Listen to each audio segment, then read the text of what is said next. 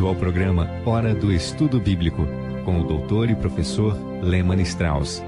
Este estudo é o resultado do tempo pessoal com o Senhor, da experiência de ministério pastoral e das conferências bíblicas do Dr. Lehmann Strauss, que nos instrui e encoraja com o ensino da Palavra de Deus. Agora com você, Hora do Estudo Bíblico, na apresentação de Aurélio Campos. Querido Pai, te agradecemos por tua santa palavra. Obrigado, Senhor, pelo Espírito Santo, o autor e professor. Agora eu peço, Senhor, que esta exposição da tua palavra seja uma bênção para muitos no dia de hoje. E que a honra, louvor e glória sejam todas para ti. Nós oramos em nome de Jesus. Amém. Estamos iniciando mais um estudo sobre o livro de Gênesis. Hoje vamos começar com Gênesis capítulo 5. No último estudo, quando estávamos no capítulo 4, vimos o surgimento de uma civilização ímpia, uma civilização que não era piedosa. Esta é a linhagem de Caim. Encontramos ali o primeiro polígamo, o primeiro homicida, e a arte e a ciência estão nas mãos dos ímpios, na linhagem de Caim. No capítulo 4, versículo 25, há um novo começo. Ali lemos que: "E tornou Adão a conhecer a sua mulher, e ela deu à luz um filho.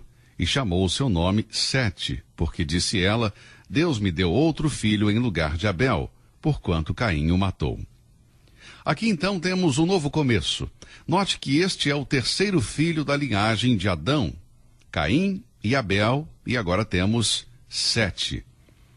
Lembre-se que existem duas sementes, a da serpente e a da mulher.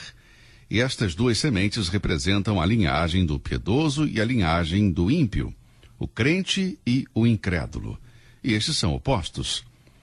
A boa semente começa com o novo nascimento, no capítulo 4, versículo 25, totalmente diferente da linhagem do ímpio. No capítulo 4, versículo 26, lemos: "E a Sete também nasceu um filho, e chamou seu nome Enos." Agora, escute bem o que diz o restante. "Então se começou a invocar o nome do Senhor." Veja, com a chegada de Sete temos o começo da adoração espiritual e a oração pública.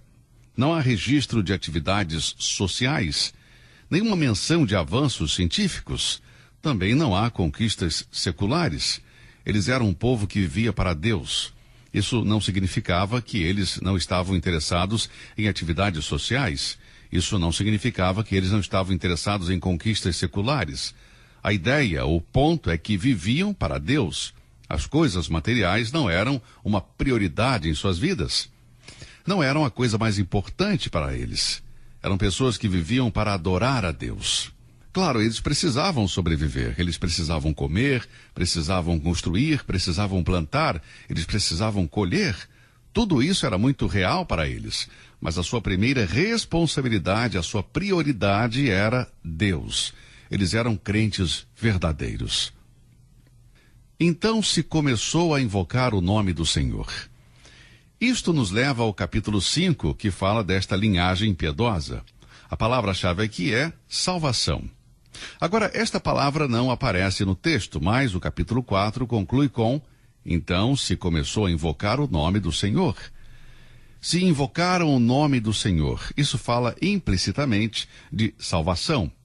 Romanos 10:13 diz: "Porque todo aquele que invocar o nome do Senhor será salvo." Portanto, se as pessoas estavam invocando o nome de Deus, a salvação certamente estava presente em tudo isso. Quando lemos o capítulo 5, a princípio parece tedioso. Na verdade, parece que estamos caminhando por um cemitério, lendo os epitáfios. No começo parece muito tedioso, difícil até de ler. Por exemplo, versículo 5. "E foram todos os dias que Adão viveu 930 anos e morreu." No versículo 8, "E foram todos os dias de Sete 912 anos e morreu." Versículo 11, "E foram todos os dias de Enos 905 anos e morreu." Versículo 14, "E foram todos os dias de Cainã 910 anos e morreu." Versículo 17, "E foram todos os dias de Malaleel 895 anos e morreu." Versículo 20, "E foram todos os dias de Jered 962 anos e morreu." Não é um capítulo muito agradável de ler, na verdade. Somente diz quantos anos alguém viveu e quando morreu. Este é o resultado da advertência que Deus deu a Adão no capítulo 2, versículo 17. Deus disse a Adão: de toda árvore do jardim comerás livremente, mas da árvore do conhecimento do bem e do mal não comerás, porque no dia em que dela comeres, certamente morrerás. Portanto, aqui nós encontramos o cumprimento do que Deus disse no capítulo 2, versículo 17. E morreu, morreu e morreu. Nenhuma menção de suas realizações. Eles viveram uma vida simples e morreram. Eles esperavam a cidade que tem fundamentos, cujo arquiteto e construtor é Deus. Eram pessoas que pensavam nas coisas do alto. Isso foi um grande golpe para Satanás. Quando Caim matou Abel, parecia que tudo estava sob controle para Satanás e não havia esperança para a semente piedosa. Mas Deus levanta Sete, e Sete se torna o pai da linhagem dos piedosos. Não há menção de suas atividades sociais, nenhuma menção de realizações científicas ou agrícolas. Eles eram um povo que vivia para Deus, um povo que pensava no celestial e não nas coisas terrenas. Foi um golpe duro para Satanás. Bem, vamos ler o capítulo 5, versículo 1. Este é o livro das gerações de Adão, no dia em que Deus criou o homem, à semelhança de Deus o fez. O livro das gerações de Adão. Esta frase, o livro das gerações, aparece apenas em 2 versículos, em Gênesis 5:1 e em Mateus capítulo 1, versículo 1. Não há outra menção na Bíblia dessa frase. Em Gênesis 5:1, o livro das gerações de Adão. Em Mateus capítulo 1, versículo 1, o livro da genealogia de Jesus Cristo. Agora, por que aparece só essas 2 vezes na Bíblia? Bem, esses são os únicos 2 homens que viveram? Você vai perguntar, o que você diz com os únicos 2 homens que viveram? Bem, isto é o que a Bíblia nos ensina, Adão e Cristo.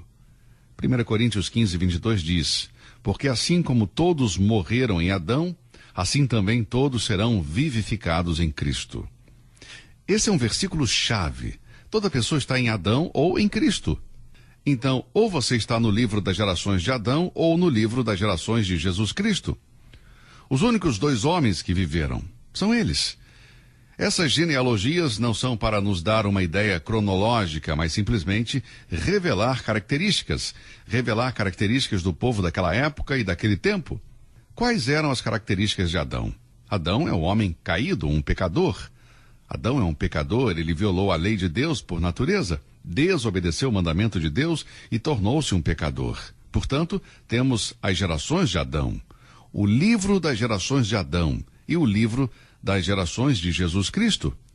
Quando chegamos no versículo 17 do livro 4, vamos olhar aqui por um momento. Eu gostaria muito de destacar os nomes de 2 indivíduos.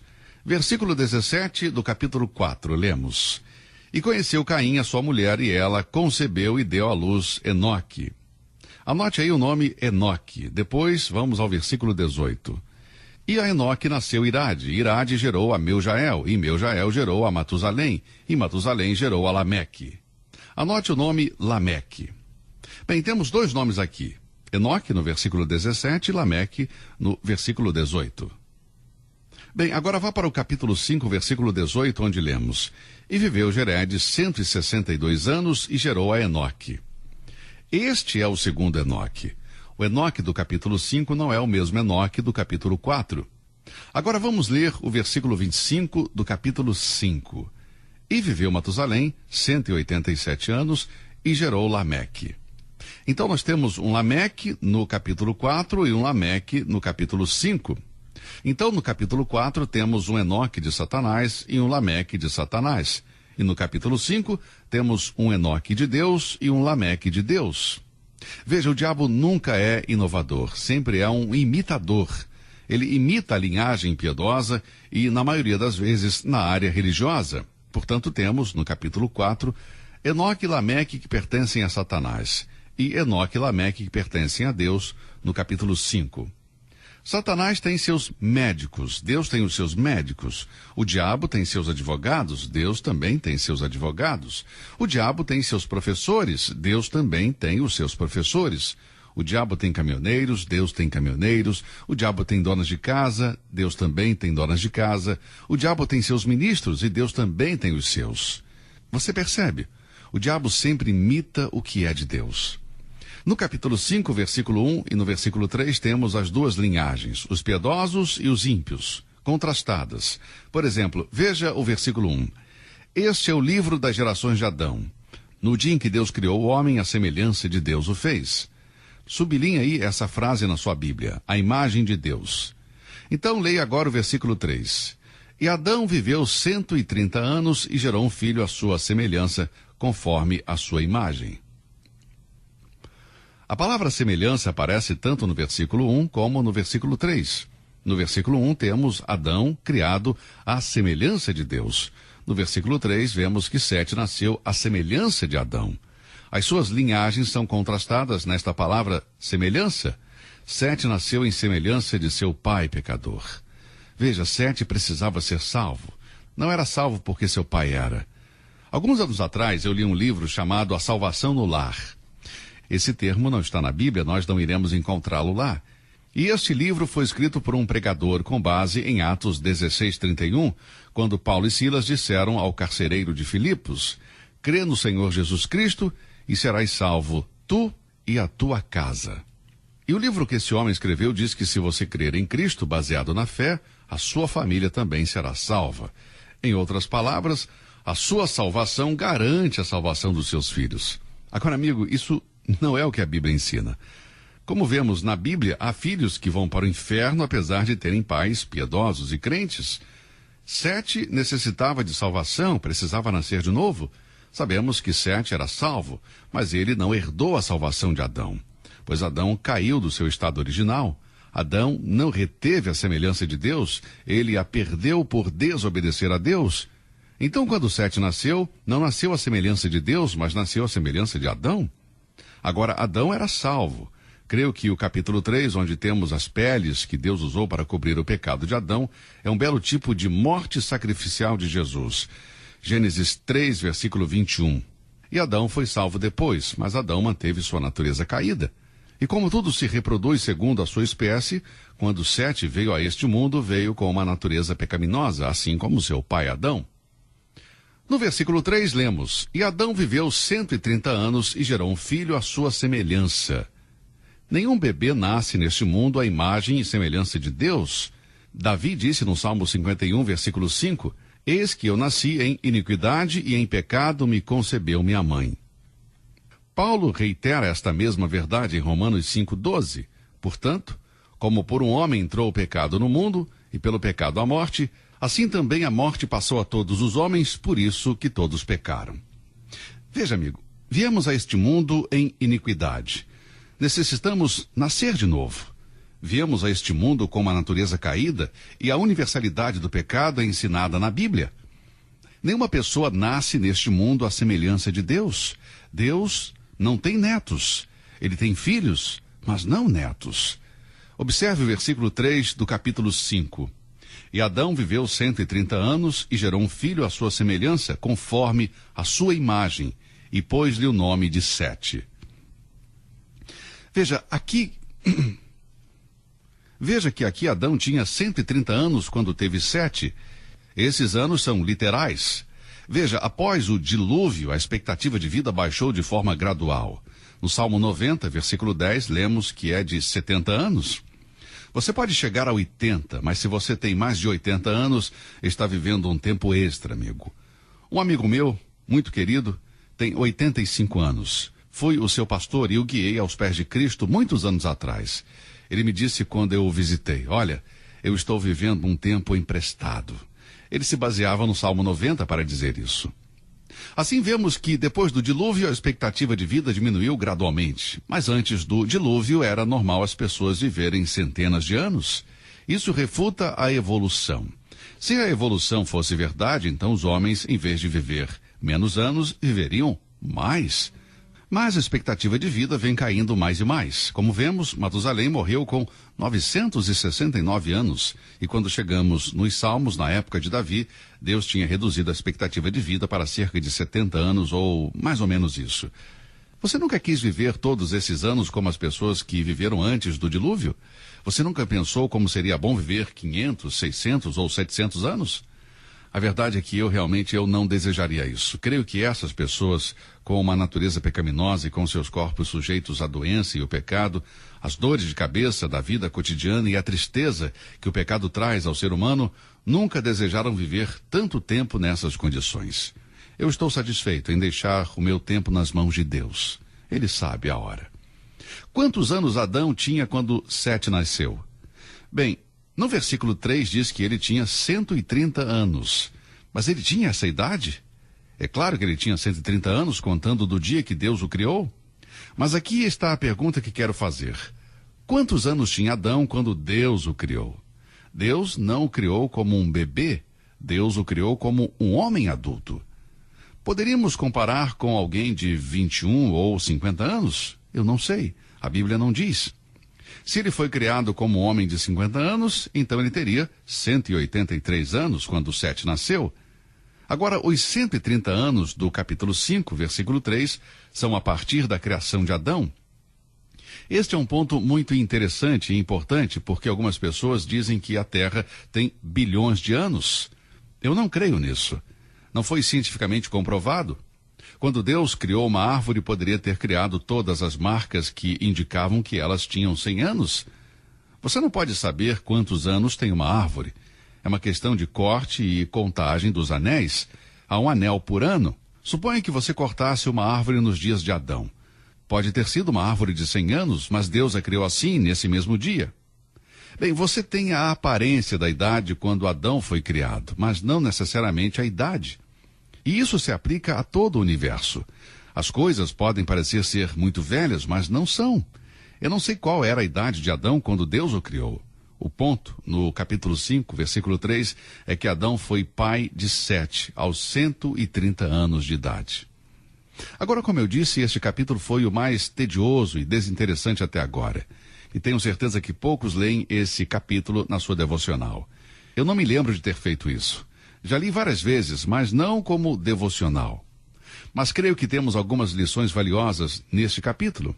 Porque no meio deste cemitério, por assim dizer, no meio de todos esses túmulos com epitáfios que dizem e morreu, há uma luz. Há algo novo que se integra a tudo isso. O Enoque de Deus nasce. Agora lembre-se que há um Enoque no capítulo 4, mas aqui temos o Enoque de Deus. O Enoque torna-se a exceção à morte. Olhe agora para o cenário dos versículos de 18 a 21. E viveu Jered 162 anos e gerou a Enoque. E viveu Jered depois que gerou a Enoque 800 anos e gerou filhos e filhas. E foram todos os dias de Jered 962 anos e morreu. E viveu Enoque 65 anos e gerou a Matusalém. Observe que Enoque viveu 65 anos e gerou a Matusalém. E no versículo seguinte diz que e andou Enoque com Deus, depois que gerou a Matusalém. Em outras palavras, Enoque, em seus primeiros 65 anos de vida, não era salvo, não andava com Deus.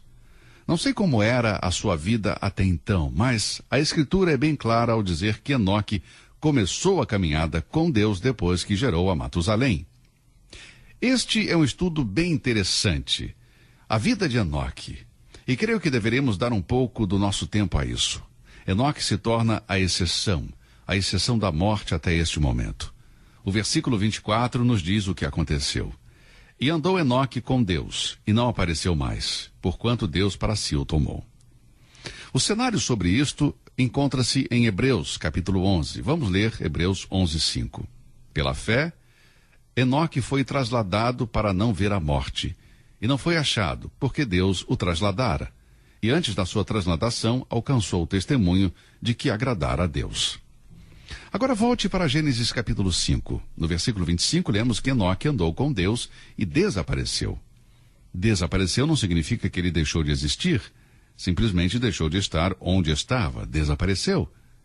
E no final do versículo 24, lemos que Deus o levou.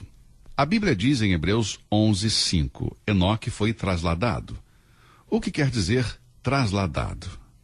Bem, Enoque foi retirado de um lugar e levado para outro. E Hebreus diz, pela fé Enoque foi trasladado para não ver a morte, e não foi achado, porque Deus o trasladara. Deus o tirou de um lugar e levou para outro. Em outras palavras, Deus levou Enoque da terra, tirou da terra e colocou-o no céu. Enoque é um retrato do crente que espera ser arrebatado antes da tribulação, pois Enoque foi tirado da terra antes do dilúvio. Veja, Noé ainda não aparece na cena. Só no próximo capítulo, capítulo 6, é que aparece Noé e o dilúvio. Então Enoque foi levado por Deus para o céu antes do dilúvio. É um tipo do crente que será arrebatado antes da tribulação. Muito bem, vamos continuar falando sobre Enoque no nosso próximo programa, pois o nosso tempo por hoje terminou. Eu espero que continuemos a estudar juntos este maravilhoso livro da Bíblia, Gênesis. Que Deus o abençoe e até o nosso próximo encontro. Você ouviu Hora do Estudo Bíblico com o professor e doutor Lehmann Strauss, na apresentação de Aurélio Campos. Se você deseja ouvir novamente esta mensagem, visite a nossa página na internet www.bbnradio.org. Fica o convite para você nos acompanhar amanhã, neste mesmo horário, aqui na BBN. Hora do Estudo Bíblico é uma produção da BBN.